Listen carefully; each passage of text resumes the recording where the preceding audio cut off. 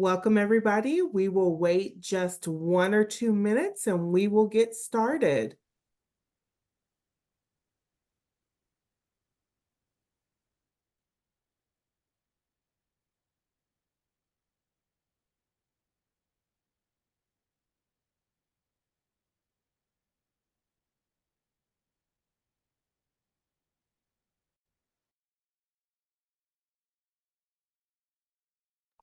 Well, let's get started. Welcome to the USDA Technical Assistance Grant.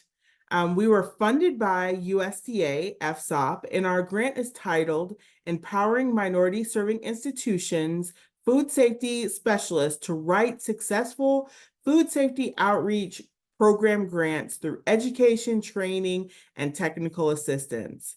This grant is to support faculty and staff at minority serving institutions and those that are collaborating with those serving at minority institutions. This is our team. I am Dr. Angela Shaw, Texas Tech University. We have Dr. Armitra Jackson-Davis at Alabama A&M University, Dr. Shannon Coleman at Iowa State University, and our grant extraordinaire, Christine Strom. Today, we are going to be talking about meaningful logic models, which I used to hate, but now love and live by, and then also learning from rejection. So we're going to get started. Go ahead, Christine. This time, Angela will tell you what we collected here in information, present our slides, because obviously my voice is no longer suited to giving a webinar. I will just jump in every now and then to add my 6 cents to it. Wonderful. I'm going to turn off my camera and let's get started with logic model. So who needs it and what is it used for? So a logic model is that visual representation of the logic of the relationship between the different components of your grant. It's systematic and it's structured. It includes both inputs, activities, outputs, outcomes, and goals. And during this webinar, we're going to break down what each of these are and what they are not. Logic models are commonly used for program planning, implementation, but also evaluation to help stakeholders understand and communicate the expected connection between the program resources, activities, and intended outcome. What I say, it's your grant on one page. It's your grant on one page. It should tell your whole story. So when we talk about program planners, a logic model helps planners clarify the purpose of their program, identify key components, and establish a roadmap for implementation. By mapping this out, you're connecting what you're bringing in, the inputs, the activities that you want to do, or like I like to say, the tasks, and the outputs. These are the tangible things, the number of trainings you're going to give, the number of materials you're going to give, and then the outcomes. These are the things like changes in behaviors, changes in policies. So planners can ensure that the program activities align with the goals. So when we use a logic model as a planning tool, it helps clarify the sequence of outcomes and the relationship between those activities and the outcomes. It helps us examine and refine the program's mission and vision, as well as the goals and objectives, and it also helps with stakeholders. It identifies the most important outcomes. It identifies the critical paths. So making sure that we are being cost efficient when we talk about our methods, as well as it identifies existing and areas of need. What are the weaknesses of the components and how can it be enhanced? It benefits the construction of the program logic model so that you're able to discuss, analyze, and justify the relationship between your tasks and the outcomes. A lot of times when I look at grants, I will see these big outcomes, like we are going to reduce the number of foodborne outbreaks that occur with this population. But then when I look at the activities or the tasks behind it, they do not align. I don't see how you're going to do one thing with what you're proposing. So it helps you balance that and make sure they're in alignment. When we talk about the funders and the donors, the money makers, it's required for them to have a logic model. I would say that all USDA programs now, most of NIH programs, DoD programs require logic models because it really looks at the theory of change, the expected outcomes, and how resources are allocated, as well as looks at the feasibility and the potential impact of the proposal to them in the end. When we talk about the program managers and those that are going to be implementing this, it serves as a guide. It ensures that the activities that are carried out are systematic and cohesive in nature, that you truly have an understanding how you're linking the inputs, the activities, the outcomes to make informed decisions, allocate resources, and monitor the effectiveness. A lot of the language in USDA proposals now is really looking at making sure you're being efficient with both your resources they're giving you, but also monitoring to make sure you have that evaluation piece. And evaluators. For evaluators, it's essential. It's the framework for which they're designing their evaluation, and it's determining if the indicators of effectiveness of your program are appropriate, and that the logic structure of it both answers evaluation questions as well as identifies what data sources are needed. So when you are working with an evaluator, and if you're not even working with an evaluator, an evaluation plan is required. In this RFP, an evaluation plan is required. So you need to identify what are those metrics, how often are you going to be checking on if you're making milestones or if you're making any of those tangibles that you have. When you talk about your stakeholders and your community members, a logic model is very valuable in communicating what they can expect, giving them transparency of your purpose, your outcomes. And I share my logic model regularly with my farmer groups, with my extension partners, so that we are very clear that what you're signing up for, these are the areas you're going to have your input in, and these are our end goals. So a logic model helps to answer these questions. Where are you coming from? So what is the current situation or problem? Where are you going? What are the inputs into this? Who are your team? What is your background? And how will you get there? That is the activities and the outputs. And what will happen when you've arrived, when you've had success? These are the impact statements or the outcomes that will come out of your project. So why is it a useful tool? Well, it's clear definitions. We have a section that talks about the problem and the situation. We have a section that talks about what resources are available. We have a section that talks about what assumptions you're making. So for example, for this grant, we assume that the Food Safety Modernization Act, Produce Safety Rule, and Preventive Control Rules will continue to be in effect. That is an assumption we're making when we're writing this grant, that we are still going to have inspections that will occur, that training is going to still be a requirement within the FSMA rule. The fourth thing is activities and measurable outputs of your work. So this is where you're putting actual numbers, how many resources, how many trainings, how many people you are going to touch through your technical assistance or whatever you're going to be doing with your grant. As well as number 5, it talks about the short-term, medium-term, and long-term impacts of your results. The 6th part of a logic model is your overall goal of your work. So ultimately, if all this works, this is our goal. And then you have your external influencers that might jeopardize your work. And it's important to point out what these might be, but in your grant, you're going to talk about how you're going to overcome them. So here is an example of a logic model.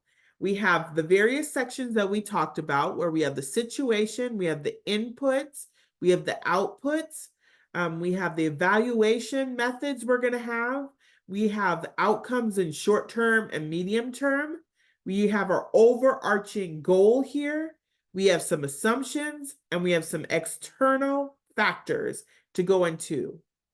You'll notice that under inputs, we have both some financial inputs like the farm bill and private in our stakeholder involvement.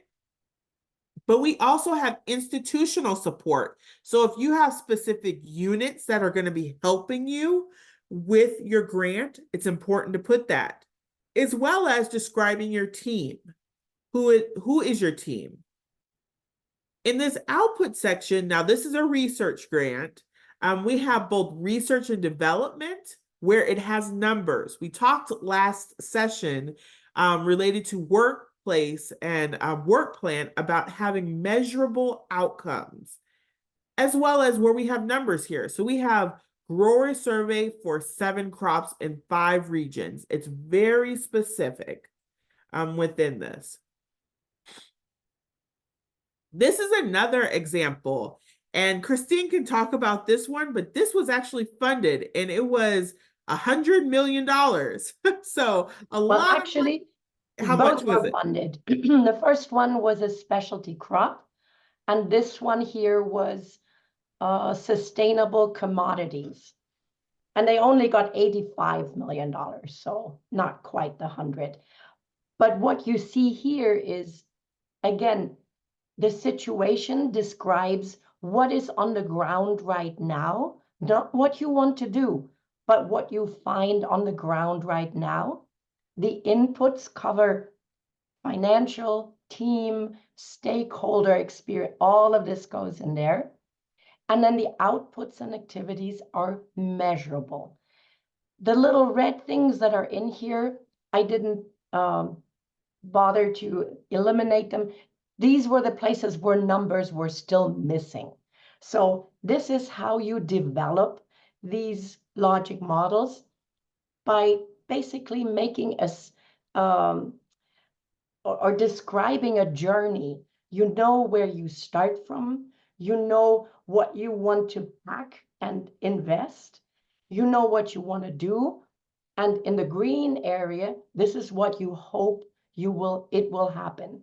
The whole layout of these logic models is based on a template that the USDA is providing in one of their websites. And we can add the link to this website to the material that we will send out to everybody. Okay, take it away. Wonderful. Thank you, Christine. So yes, both of them are funded, a measly $85 million for this grant, but you know. So let's break it down into what does each section have. So the first section we saw was the problem, the situation. So when we talk about page 1 of your grant proposal, this is where you're explaining the problem and its significance. In this case, you're doing it in a bulleted form of explaining your problem and your significance on that. The second part is the resources. So you have what are the inputs that will go into your program? What will you invest is what you are having. The financial, the personnel, the in-kind resources, examples of partners, staff's time, technical assistance, any external evaluators, institutional support, an advisory board. These are what you're investing into the system that you're going to list those there. With the assumptions, these are the beliefs you have about the program, the theory you have about the change. This is regularly revisited, but it's a validation of your assumptions throughout the life of the project that might adjust. I gave an example about FSMA being an assumption that we're going to continue to inspect. We're going to continue to have these levels. So having some assumptions about the lay of the land, we can say, or of the granting agency is where we're going to put those there. When it comes to the activities and the measurable outputs, the activities are the events you hope to undertake. What we will do. These should be clearly identified, like we are to create a state-level partnership. We will train healthcare providers. We will develop community health communication campaigns to call 911. These are just some examples. So this is what we will do. These are the tasks. So when we go back to that work plan, these are the tasks you're going to do. And then the outputs are what we get. So these are the numbers that are within your work plan and your milestone. These are the outputs that you hope to do. When we talk about outcomes or impacts, it's what we hope to achieve.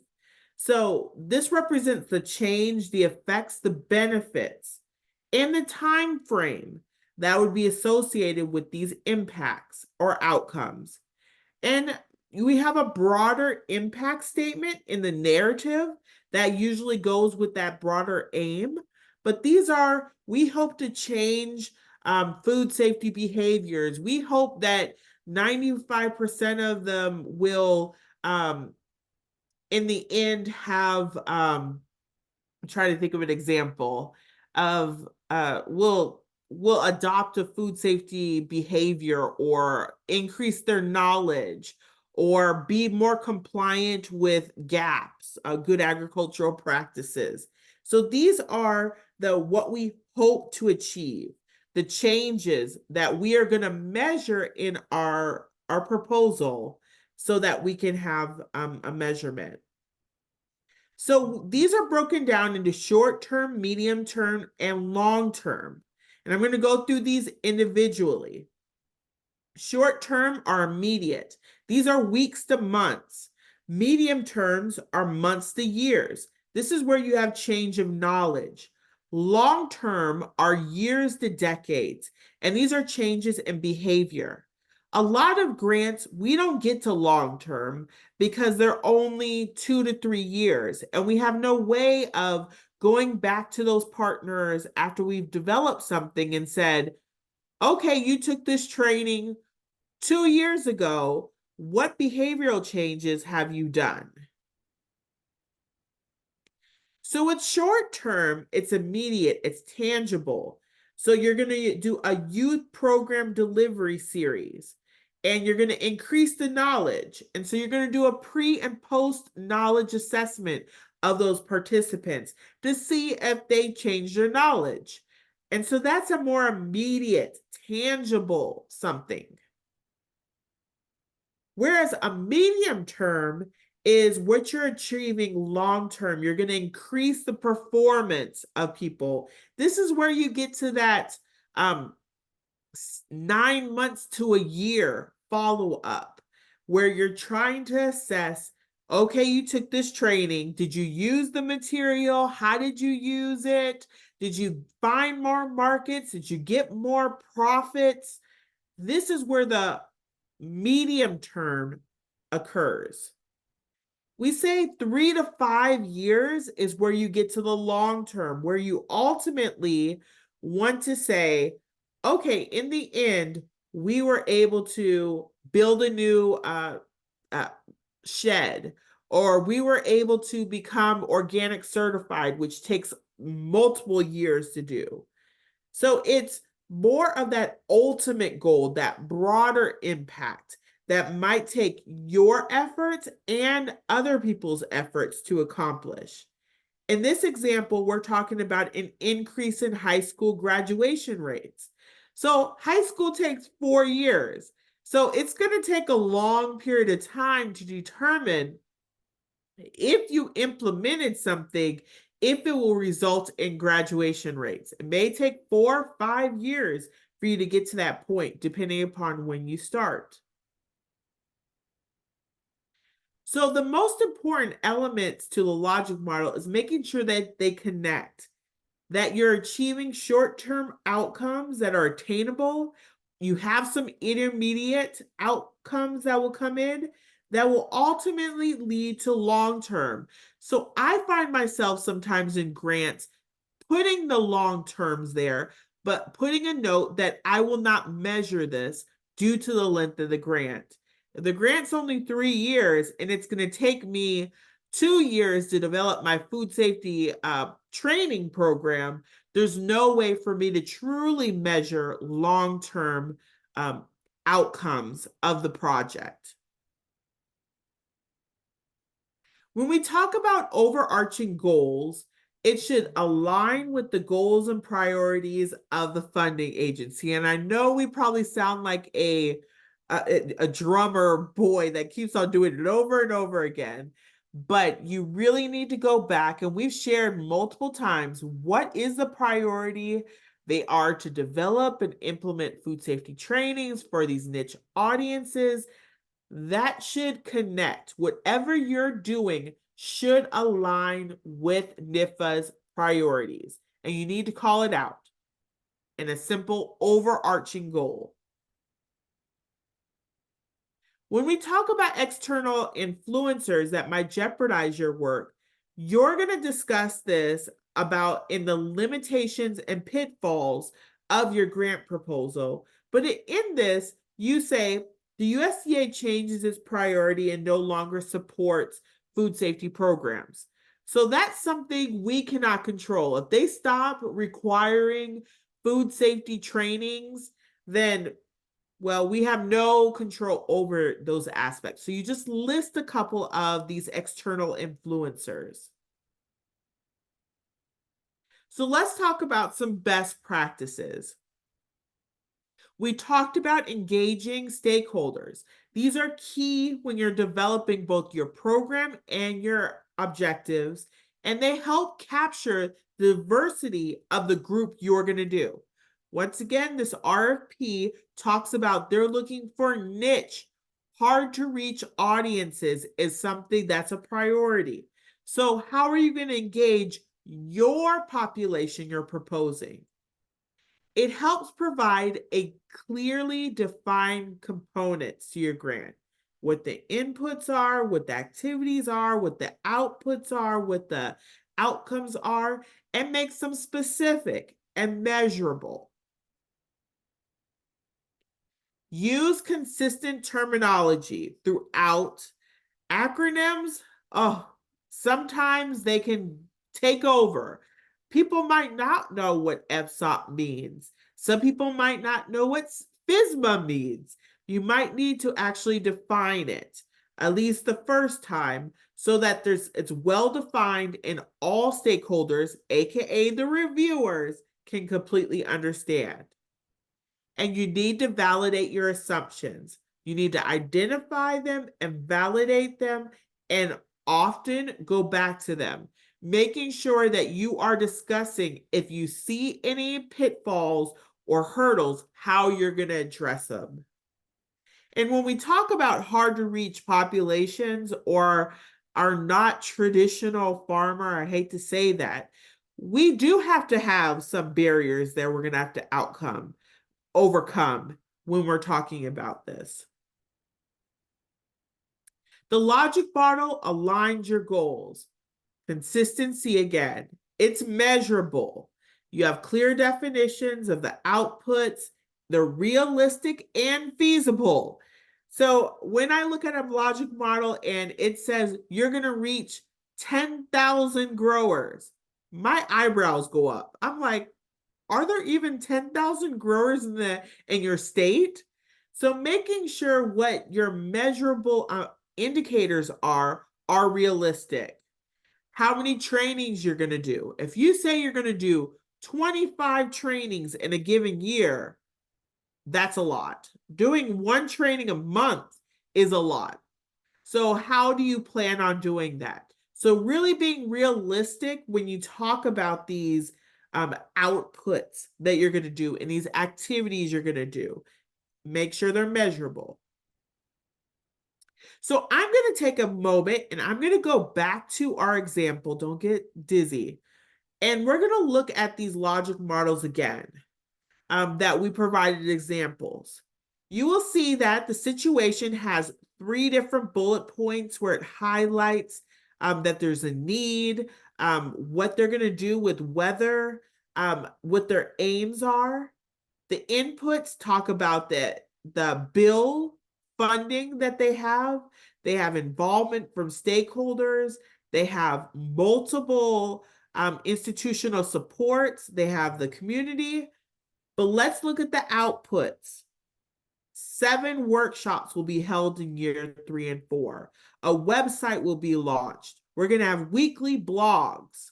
We're going to have 25 videos created for virtual field days, 3 30-minute webinars, 1-day national workshop, 30 presentations at regional centers. They're going to have 3 new apps developed. Very measurable in nature. When we look at the outcomes, they want to provide accurate weather data to guide crop management. That's an outcome. They can measure that. They want to assess the suite of data for improving crop management. So this is very short term. They can measure these. The long term, they said they want to increase the growers' capacity to prepare and adapt for weather. Well, that's going to take some time. Just because you have an app does not mean people are going to use it right away. It's going to take some time for them to get to this behavioral change where they're able to adapt and achieve higher yields. So bigger things. For this one, it was a specialty crop grant. And so they are solving the needs of specialty crop industries through collaboration, open communication, exchanging ideas, and development. This is straight out the RFP because I've read this RFP before. And so they're taking the language and tailoring it to them. When we look at their assumptions, they assume that the effectiveness and acceptance of the existing technology and tools will increase.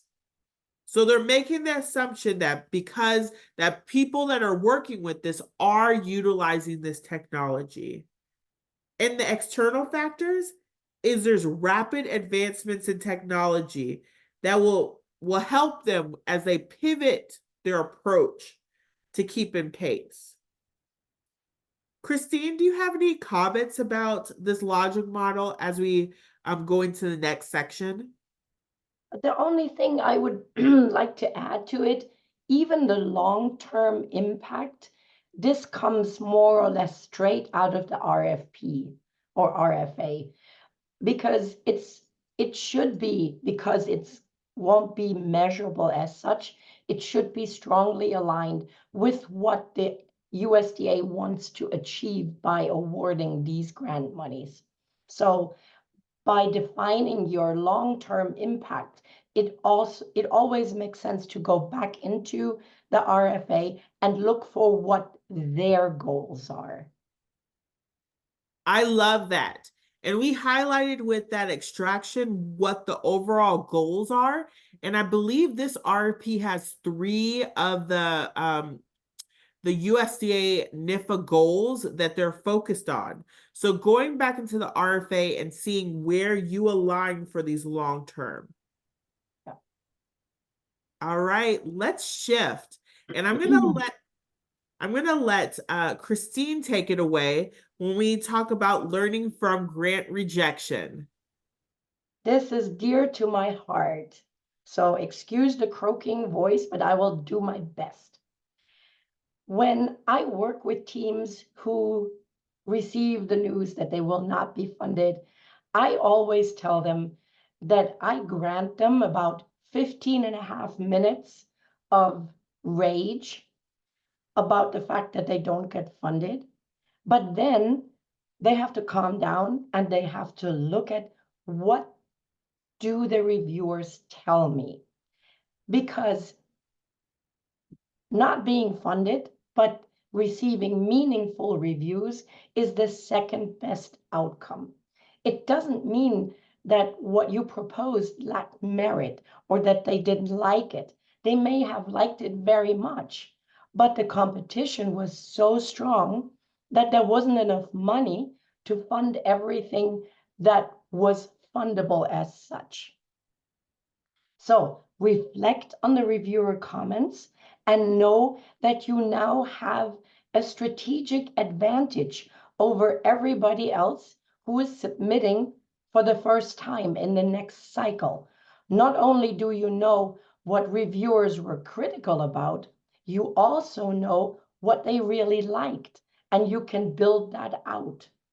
Understand why they complained about certain things and look for constructive criticism. Often reviewers will tell you how to address their concern.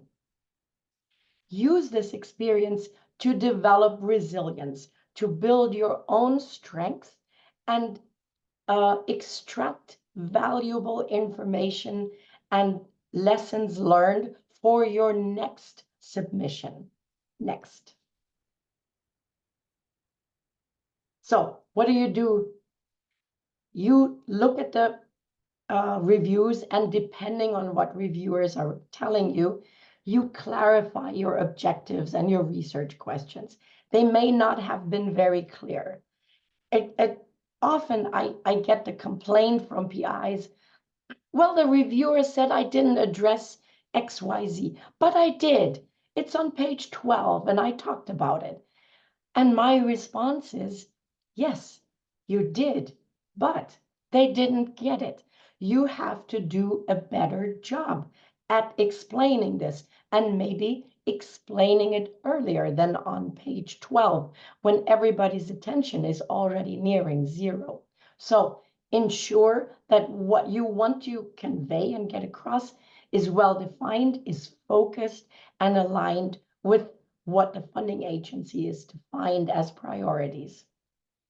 When reviewers, go one back. When reviewers have concerns about your methodology, consider what kind of adjustments you can make. What was their major concern? Is it, this has already been done, there's nothing new about it? If that's their concern, highlight what your new approach is, what your new piece of technology is. And if they are not clear, or if they felt that your alignment with USDA's priorities wasn't clear, then you have to go back to that and tailor and reframe what you want to do so it fits better into what the USDA wants to fund. Next. The same for articulation of significance. Maybe it was only clear in your head because you deal with this every day, but you didn't put it on paper in an appropriate way so that others who are not as involved in what you're doing understand the significance in it. Explain why the study is important and how it will address relevant issues and how you measure this relevance, how you can put a value to it. And improve clarity in writing. Be more structured. Reviewers have to read so many proposals, and when they get or sit in front of 15 pages that just rattle on, and as a reviewer, I have to read everything and try to put into perspective and figure out what belongs together, I'm already upset about this proposal. So do this work for them. Structure your proposal, have lots of headlines so that the quick reviewer, who isn't even required to read everything, can just skip through and you help them find the pieces that they're really interested in. And seek input from colleagues and mentors. Go back to people who are also involved in the field and get their feedback. Don't give them the whole proposal and ask them, what do you think? Give them a piece that reviewers were concerned about and ask another expert, what do you think I can do better in this particular task or objectives? Next. Demonstrate feasibility. You may have been too unfocused, or you may have promised too much, and reviewers were questioning whether you can do what you want to do. And the most important thing I left for last, after you are past the emotional stage of being upset and annoyed, contact your program manager. They may have additional input for you that wasn't put in writing in the reviewer's comments, who can guide you a little bit and tell you, well, this was the major issue here. That's where everybody got hung up. This is the thing that you really have to address. Listen to what they tell you. Don't try to convince them that they were wrong in not funding you.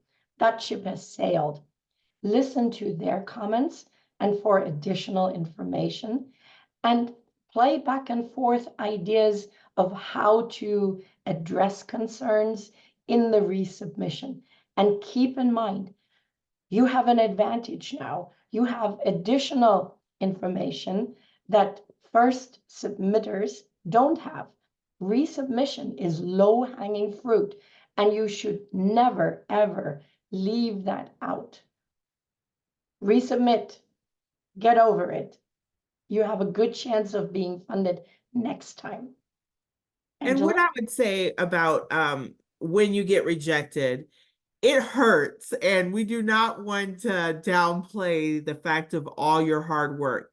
But by the time you get your reviews back, some of them you'll be like, "Oh, they didn't even read my manuscript." But a lot of times when you go back and you read your grant application and it's been 6 months, you start to understand, because you get so close to the writing that you miss out on jargon and grammar issues and things that weren't connected. So it's always good to, once you've gotten the review comments back, because even with this grant, if you're going to resubmit, you have 1 page to respond to those reviewer comments. Make sure that you really take those to heart. You may thought you were very clear, but you weren't. And sometimes that can be very, very difficult to ponder. So when we have, so we are at the end of today. I'll turn on my camera so you guys can see me. And we've gone through our series thus far. We will have one more, and that's related to budget and budget justification. I'm working on scheduling it. Our grant office at Texas Tech will lead that, and they said they have 10 submissions this week. So being at a minority serving institution, you understand that we don't have as much staff as most predominantly white institutions do. So we are working on scheduling that, and we hope within the next week or so. Now, if you have missed any of these sessions, then please reach out and we can get you a copy of the recording. In addition to that, office hours. We had our first office hour today. Yay! And we would love to meet with you, for you to share your ideas, share just whether it's an idea, whether it's something more concrete. We are here to support you. Think about how to make things measurable. Think about how you might bring in a population or connect with people. Being the director of the North Central region for 7 years, I've been graced with having partnerships across the United States that I can say, have you talked to this person? Have you talked to this person? They have a similar population, or I think about a project like this. So office hour sign up, please do. If you have any writing you want us to look at, work plan, anything like that, please let us know. And this is our email address, or my email address again. We thank you for your time, and we are here for questions that anybody might have about the topic of logic model and learning from rejection, or any other topic you might want to throw at us today.